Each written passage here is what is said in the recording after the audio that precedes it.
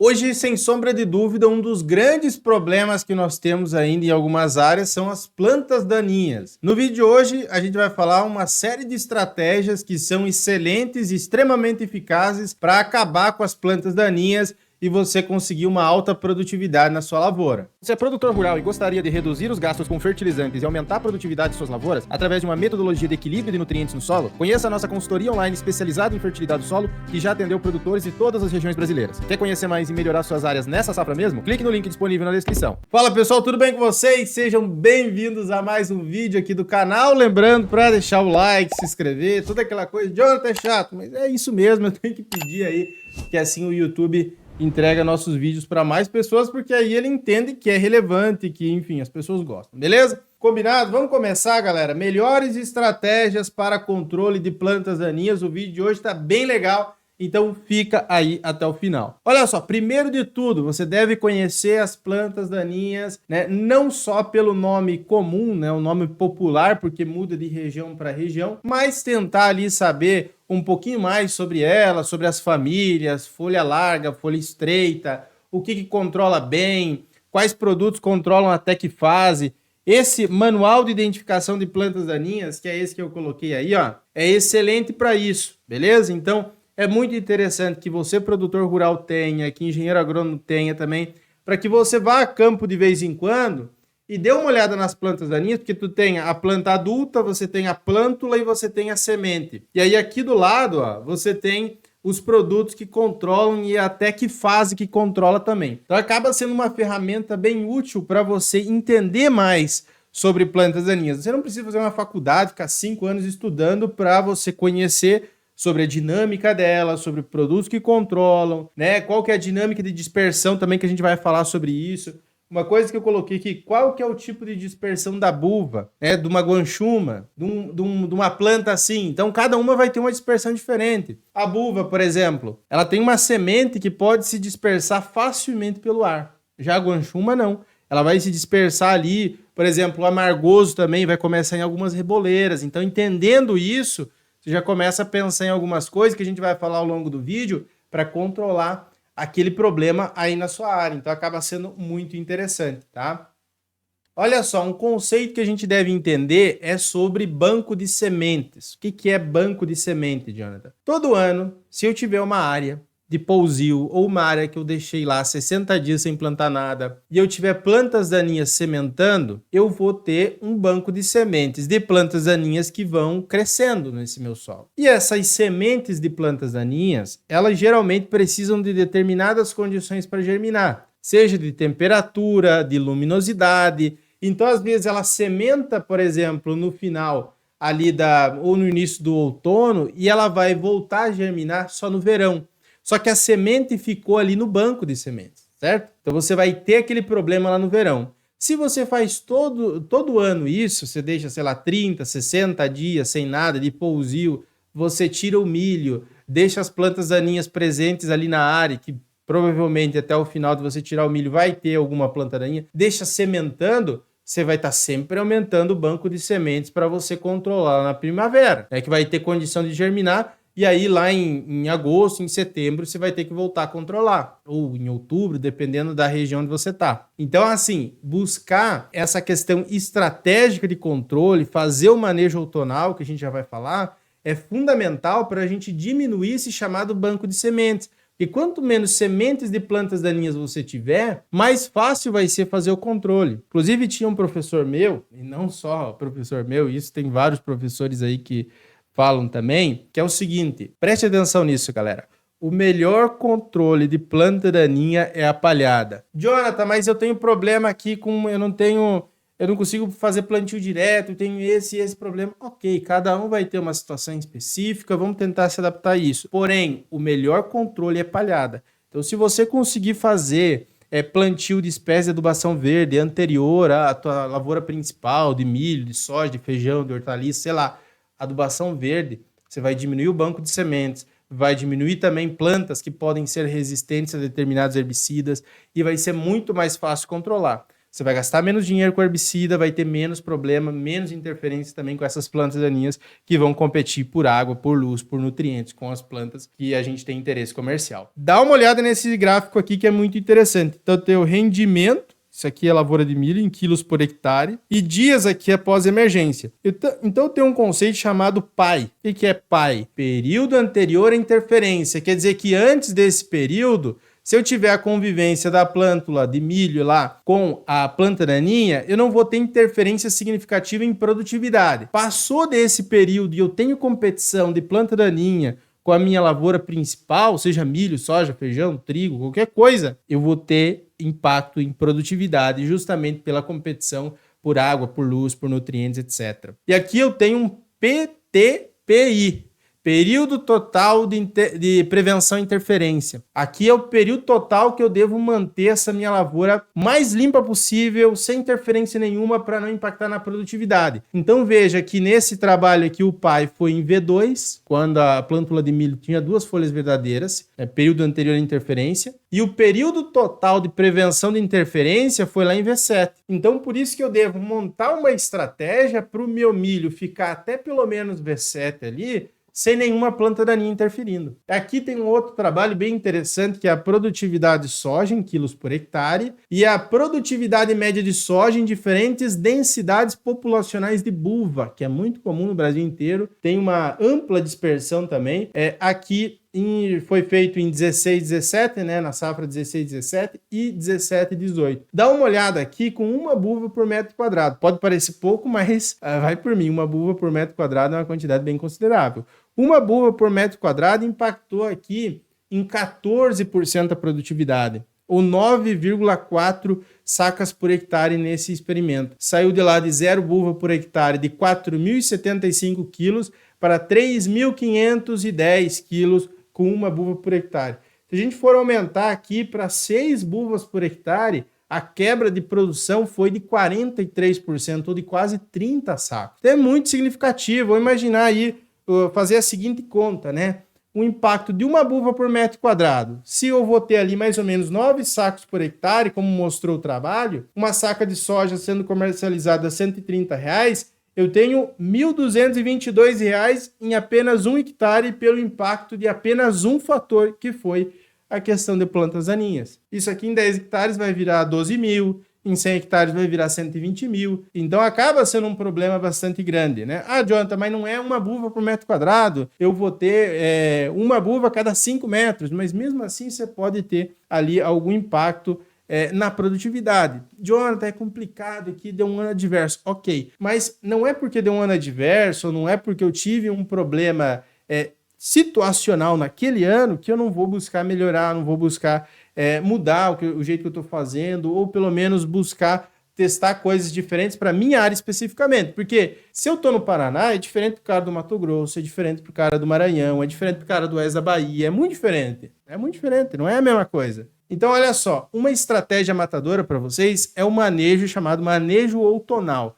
Aqui para a região sul é mais comum a gente falar em primavera, verão, outono, inverno, porque as estações são mais bem definidas, né? Mas principalmente em outras regiões, eu vou ter época de chuvas e época de seca. Então, se eu tiver um período, e aí adapte segundo a sua região, a sua realidade. Se eu tiver um período de transição, que eu não estou plantando nada, aqui na região sul, é muito comum, às vezes, você ter o período ali de abril, de maio, ter áreas de pousio, certo? De áreas de pousio, que está saindo segunda safra, ou que não foi plantado ainda a cobertura de solo de inverno, ou não foi plantado o trigo ainda, etc. Tem várias situações aí. E eu tenho esse período, que é chamado vazio outonal para forrageiras, né? Ou período de outono também, que é fundamental ali fazer controle de plantas daninhas, porque vai diminuir muito o banco de sementes.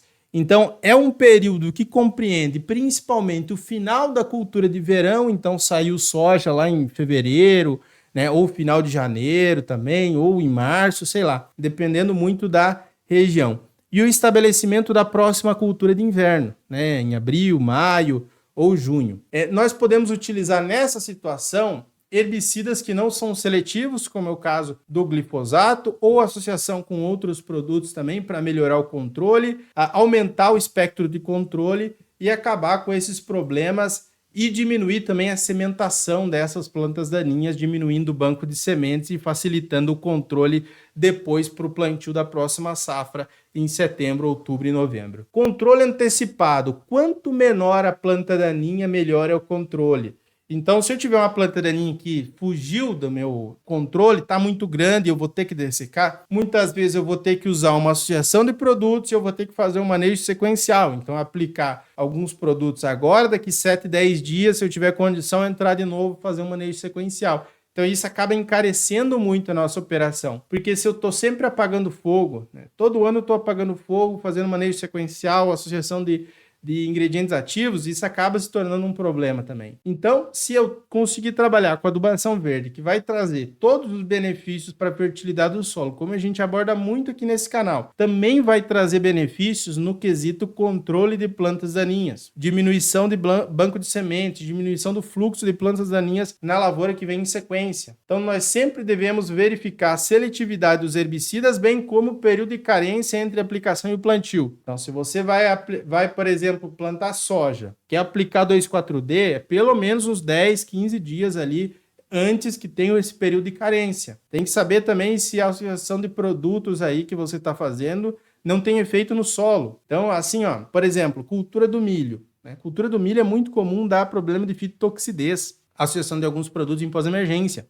Então, tem que tomar cuidado, né? Porque é comum fitotoxidez com herbicidas no manejo de pós-emergência de algumas culturas. Então, por isso que a gente gosta do pré-emergente. Então, nós podemos fazer uma dessecação, pré-plantio, por exemplo, e utilizar produtos pré-emergentes da planta daninha. Então, também tem o sistema planta e aplique, que isso acaba sendo muito bom porque vai prevenir futuros fluxos de plantas daninhas que vêm em sequência. Então, quando você tiver a germinação da planta, da soja, do milho, do feijão, de qualquer coisa que você estiver plantando, você tem a germinação, você vai ter esses herbicidas pré-emergentes, que eles atuam no solo.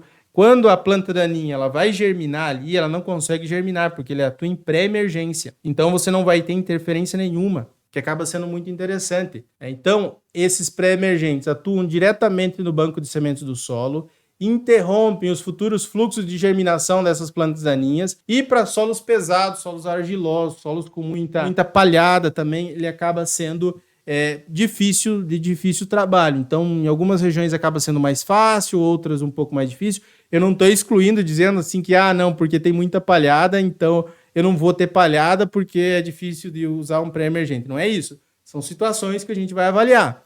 Agora, a palhada é muito boa porque você consegue fazer um manejo muito simplificado e trazer vários outros benefícios para o teu solo, além do controle de plantas daninhas. Perfeito? E olha só, pessoal, atenção com o período crítico. Então, cada planta, cada lavoura tem o seu período crítico de controle. Aqui a gente colocou. O milho vai mais ou menos ali de V2, V3 até V14, mas criticamente, digamos assim, pior momento é se você tiver interferência aqui até V7, V8, V9, que é o pior de todos. Então, de V2 até V7 e V8 é muito ruim se você tiver planta daninha. Mas o período mais crítico aqui, o período crítico total, né, vai até V14 aproximadamente. Por isso que a gente pode ter algumas estratégias muito interessantes. Existem vários produtos, eu trouxe o caso do milho, porque eu sei que tem muito produtor que nos acompanha aqui que é produtor de milho, mas dependendo da cultura eu posso utilizar diferentes estratégias, né? Por exemplo, eu tenho um pós-emergente, uma associação de mesotrione, atrazina, glifosato, para o milho resistente a glifosato, que hoje é a maioria aí no mercado. Tenho um outro pós-emergente que é o nicosulfuron mais mesotrione. Porém, esses produtos eu devo tomar algum cuidado com relação à fitotoxidez, com relação à dose, a hora do dia que você vai aplicar, condições climáticas também.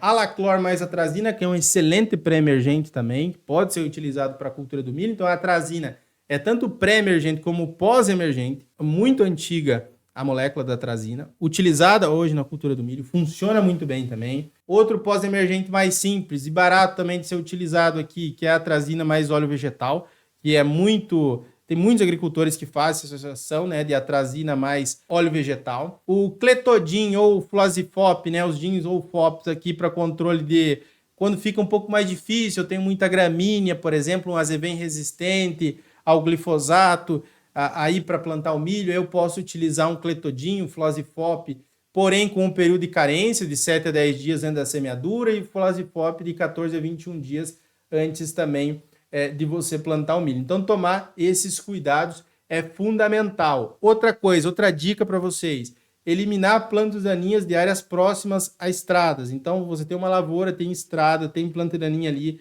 eliminar, seja com uma roçada, seja pulverizando também algum produto ali, porque essas plantas daninhas que estão em áreas adjacentes, próximas às lavouras, com a ação do vento, com a ação dos equipamentos, de pessoas entrando, elas podem infestar novamente aquela área e você acabar tendo um problema novamente. Então, se você tem casos de resistência, sei lá, um azevém resistente, você tem alguma planta que tenha resistência, mesmo em áreas adjacentes, em estradas, áreas próximas, faça pulverização para você eliminar esse problema. Também não deixar as plantas daninhas sementar na sua área, aquilo que eu falei, não deixar que elas completem o ciclo para que elas voltem quando tiver condição novamente de temperatura e luminosidade, e cuidado com sementes não certificadas. Sei lá, se você vai comprar uma adubação verde, vai pegar uma semente que não é certificada aqui, bem contaminada com outra, pode trazer planta daninha para sua área, então buscar também sementes, né, para adubação verde de empresas que fazem essa certificação, fazem, enfim, um tratamento ali adequado na hora da colheita e classificação. E também a água de irrigação, de córregos e cursos d'água que podem vir com sementes de plantas daninhas. Se você precisar da nossa consultoria aqui, para você e para sua área, nós temos esse serviço, né? Em fertilidade do solo, em planejamento de fertilidade ao longo do ano também, adubação verde, tudo isso certinho.